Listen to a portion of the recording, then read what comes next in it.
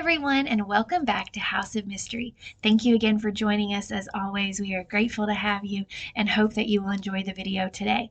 I know I make a lot of videos about Hallmark murder and mysteries. That is very much the genre. I like the cozy mystery series, and they do such a great job. But there are a lot of good murder mystery shows out there that are not on Hallmark, or at least they are not Hallmark originals. And so today we're going to explore 5 of those shows that I really love. Now, I think sometimes that mystery genre can be hard to kind of nail down, because when you start looking at detective shows and true crime and things like that, those are all kind of encompassing in mystery. So these aren't all necessarily cozy mysteries, but again, that is kind of what I gravitate to.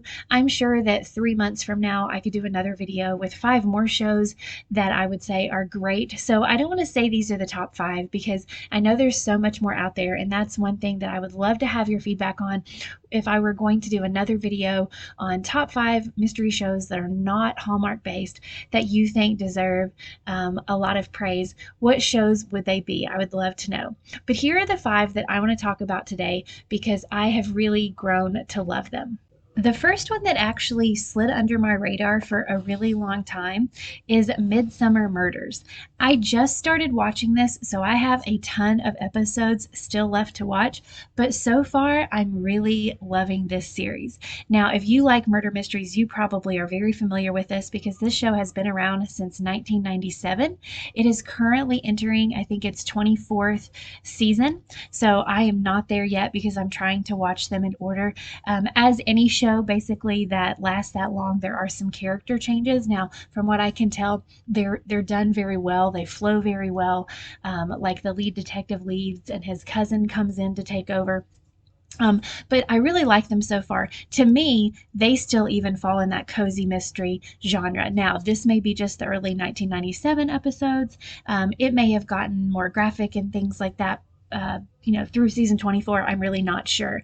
If you know, please leave that in the comments so people kind of know what they're getting into. But I really like it, and it's like I'm sitting down to watch a movie, because at least the episodes that I have watched, they're about an hour and a half long. So I really appreciate that as well. This is a British show, and according to Google users, 91% of people like this show. So the fact that it has such a high rating and the fact that it has so many seasons, I think speaks volumes of the quality this show must be. So I'll just read you the summary of basically what this series is about. This is from Google. You can actually watch these for free on Tubi. Now, again, I don't know if you can watch every season on Tubi, but that is where I have been watching it. And some of these shows, like I said, while I say that they're not Hallmark originals, they may actually air on Hallmark sometimes, because I know one that I'm going to talk about later does. But here we go. Here is what this series is all about. It's based on the crime novel series by author Carolyn Graham, and it follows the efforts of Detective Chief Inspector John Barnaby to solve crimes that occur in the wealthy, isolated English county of Midsummer, a picturesque and peaceful place on the outside, but one filled with amoral and snobbish eccentrics with all kinds of vices. Chief Inspector Barnaby is the younger cousin of DCI Tom Barnaby, who retired in 2011. And that's the character change that I was talking about. His right-hand man is Detective Sergeant Jamie Winter, who is young, keen, and smart as a whip. Midsummer Murders is the UK's longest-running contemporary detective drama, having aired on TV since 1997. So again, I definitely think this one is worth checking out. Let me know what you think, but it's been around for a long time, and anytime you look up like rank murder mystery TV shows, this show is inevitably going to be on there. Another show that I really love is Murdoch Mysteries. Now, I think that this show actually encountered a name change at some point when a company bought another company, and it changed over to The Artful Detective. And then I think maybe it changed back to Murdoch Mysteries, because it's kind of like I look up both and I can find both titles, but I think they're like, we should have just stuck with Murdoch Mysteries. And so now when it's getting renewed, that's really what most people are referring to it as. But this has been around. I think this is going to start its 18th season. This is a Canadian based show as well. It takes place in Toronto. And it is super good. And again, not one that I have watched the entire series, but the episodes that I have watched, I really loved because it was so different than any other murder mystery I had watched. It takes place in the early 1900s, late 1800s, and it's about using these like forensic techniques that were new at the time to solve cases. A lot of people like it because they feel like you get to know the people on a deeper level. It's not just about murder mysteries, but also about the relationships and things like that. So if you're looking for that type of show, this might be a good one for you. Now, Google says that 92% of viewers like this TV show, but actually in doing my research, I found somewhere that on Rotten Tomatoes, this actually had 100%, which does not happen very often. So if that tells you anything, that's a really good review. So here is just an overview of Murdoch Mysteries. Again, based on novels by Maureen Jennings, Murdoch Mystery follows young detective William Murdoch in a series of stories taking place in Toronto during the 1890s and early 1900s. Several challenging murder cases arise. Murdoch uses up-and-coming forensic techniques and an unconventional approach, which often elicits skepticism from his fellow officers and his boss. Coroner Julie Ogden becomes Murdoch's number one ally, and they make a top-notch team. But he must struggle against tradition and prejudice to solve some of the city's most gruesome murders. And so it's interesting as you watch because we know these techniques and that they work now, and to see him being met with skepticism then it's just kind of cool, the whole setting and the whole idea of it. So this one is definitely different, and I think you should check it out. So the third one has become very near and dear to my heart because I've been looking for a new series and I really found it in this. I've actually already done several videos, and another one's about to come out for me from season 2 that I just binge watched, but that one is Only Murders in the Building.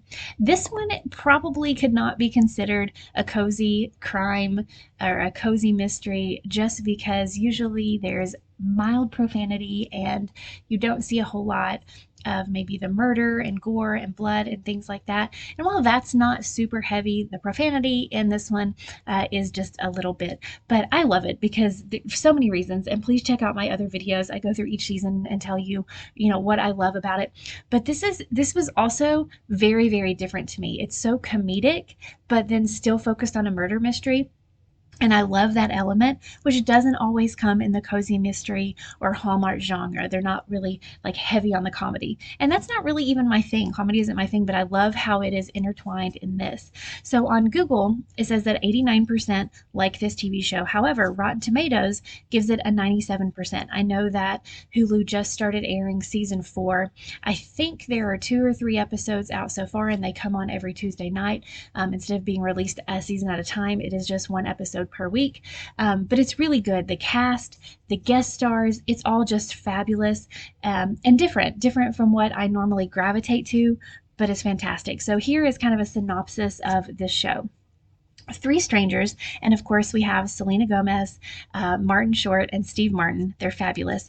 They share an obsession with true crime and suddenly find themselves wrapped up in one. When a grisly death occurs inside their exclusive Upper West Side apartment building, the trio suspects murder and employs their precise knowledge of true crime to investigate the truth.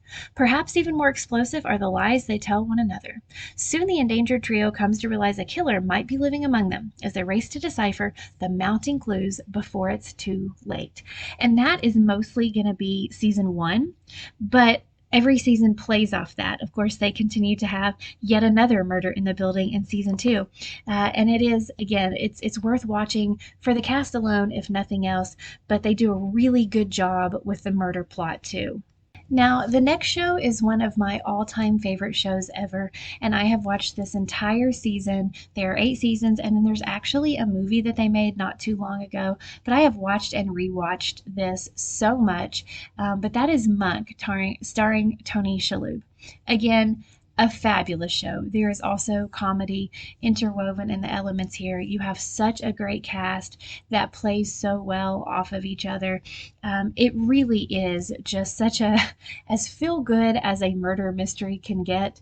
It is that. And Tony Shalhoub won Emmys for this role. He does a phenomenal job. And it is one that I cannot recommend enough.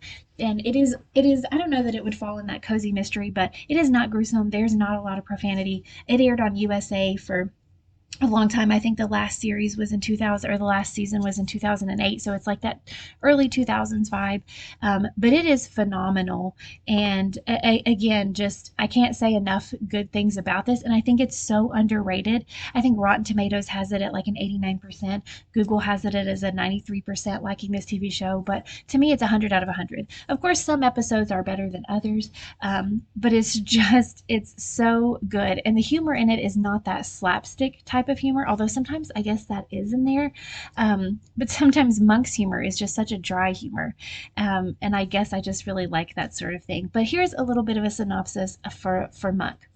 After the unsolved murder of his wife, Adrian Monk develops obsessive compulsive disorder, which includes terrors of germs and contaminations. His condition cost him his job as a prominent homicide detective in the San Francisco Police Department, but he continues to solve crimes with the help of his assistant and his former boss. So I feel like that really doesn't do it justice. So basically, he is contracted through the San Francisco Police Department because they still really need him. They just can't put him on the actual force because of like his mental health condition after his wife dies. And it causes him, and he was like this like before he met his wife, but not quite as bad. It causes all of those when she dies, those OCD compulsive things to come back, and him just trying to figure out crimes because he wants everything to be just perfect all the time. And when there's a murder, things aren't perfect and something's out of place somewhere, and nobody else is able to find it quite like Monk.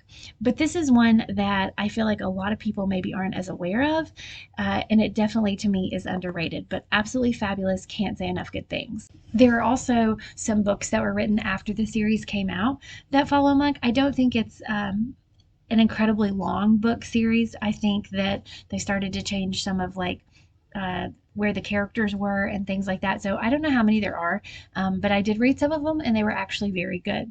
And then speaking of shows that later had books, how can you mention a list of murder mystery shows and not talk about Murder, She Wrote? One of the longest running and most famous shows I think ever, and I'd say it probably has a little bit of a cult following in places like when I turn my TV on, there is this app that just plays Murder She Wrote all day. Apparently it's always on there, and so I'm clicking on it all of the time. You can watch it on a ton of streaming platforms, and I do think that Hallmark airs Murder She Wrote as well, so it's not a Hallmark original, but you would definitely see it on there. And this is just a fabulous series. Again, I think it has a lot of rewatchability, and there were books that came out after this series, and they're still coming out today. There are tons. I have so many Murder She Wrote books, and I know that I don't have them all. And it's cool because it is like co-written by Jessica Fletcher and Donald Bain, and then Donald Bain wrote the first many in the series, and now it is switched to another author, but it also has like Jessica Fletcher because she was the writer on the show. So I think that's pretty cool how they incorporate that into the book series. But Murder, She Wrote, of course, stars Angela Lansbury, just an amazing actress, did so many things in her time. And 90% of Google users liked this show. And I think on Rotten Tomatoes, it had a really good review as well. And this has lasted, I believe, from 1984-85 to 96-97. And so there were so many seasons of this. And we have the cozy town of Cabot Cove. I don't think, as far as TV shows go, you have any more of a cozy mystery than this. Of course, she jets off to certain places in certain episodes, and several seasons are set in New York when she's, there as part of her profession. But this, even growing up, was something that contributed to my love of murder mysteries. I had family who would watch this show, and so I just kind of got into it, and it's really so good. And I know if you like murder mysteries, you've probably watched this one already. I intend to do lots of videos over this. Honestly, there are certain just episodes that I want to talk about. I want to talk about different seasons, which ones are better, which ones are worse, and things like that. But this is a fantastic show, and again, I'll read you a description. Mystery writer and amateur detective Jessica Fletcher, a down-to-earth middle-aged widow, ferrets out the criminals in idyllic Cabot Cove, Maine, which apparently is the murder capital of the United States for the show's 12-season run. Though while traveling, she uncovers a fair number of killers as well. You have a lot of good characters that go along with this series and kind of evolve. And it's just an overall great show. And if you love murder mysteries, to me, this is one. It's really easy to put on like before I go to bed, and just kind of chill out and watch it. And it's old school. You know, if you like the 80s, 90s type vibe of TV shows, then this show is definitely that. So again, I know there are so many more shows out there, and I will probably end up doing videos on them. And I know I haven't seen them all, so I would love to hear from you. And again, if you've made it to this point, thank you so much. Please like, subscribe, comment. Thank you so much for supporting the channel. Let me know if there's anything in particular that you would like to hear about. I just can't wait for the next video. I can't wait for your feedback. Thank you again, and as always, stay mysterious.